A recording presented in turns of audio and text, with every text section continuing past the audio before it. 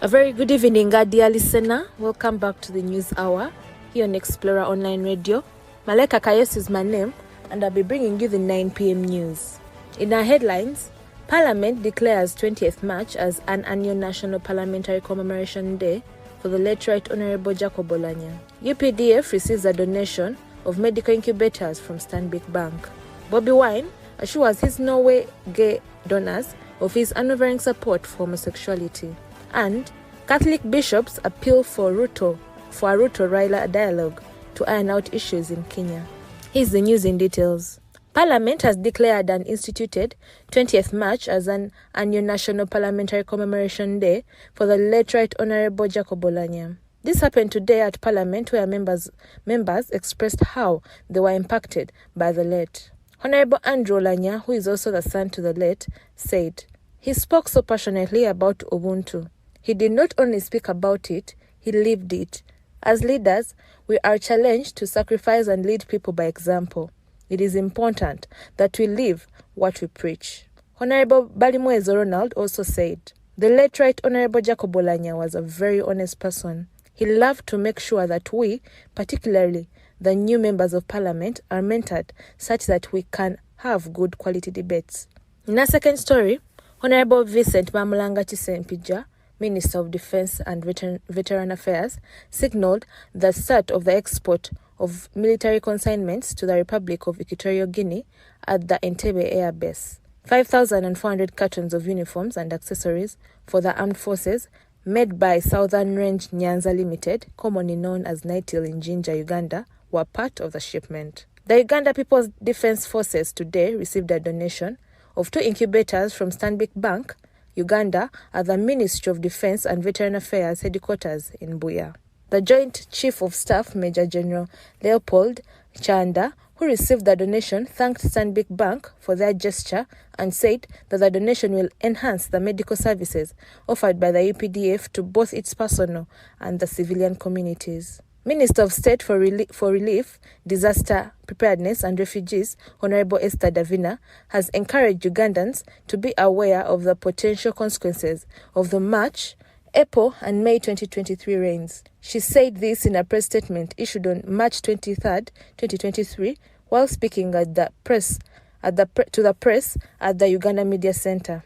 According to the Uganda National Meteorological Authority's March 2023 weather prediction report, the country should expect near to normal rainfall in most parts of the country and above normal in some areas of the Rwenzori, Kigezi, Central and Lake Victoria Basin. The commander of the Air Force, Lieutenant General Charles Okidi, passed out 12 pilots and 52 engineers who finished an 8-month training course in operating an Mi-28 attack helicopters at Soroti Air Force Wing.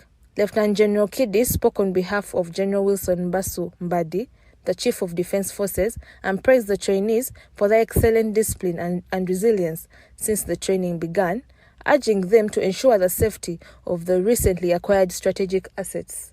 New President Robert Kyagulanyi, aka Bobi Wine, who travelled to Norway last week, has reaffirmed his pledge to continue supporting the LGBTQ community.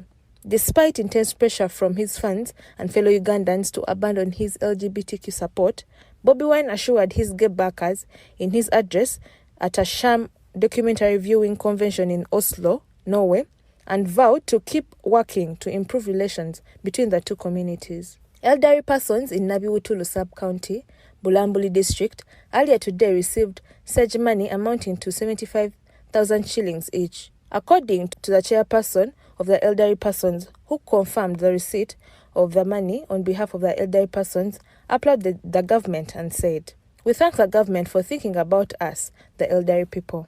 The Social Assistance Grant for Empowerment Program is set to benefit more than 37,599 beneficiaries in eastern Uganda. Honourable Fox Odoi, MP for Budama North East constituency, who is one of the executive directors with Sexual Minorities Uganda, a local non-government organization, has received a $1 million donation from gay funders for his support of homosexuality.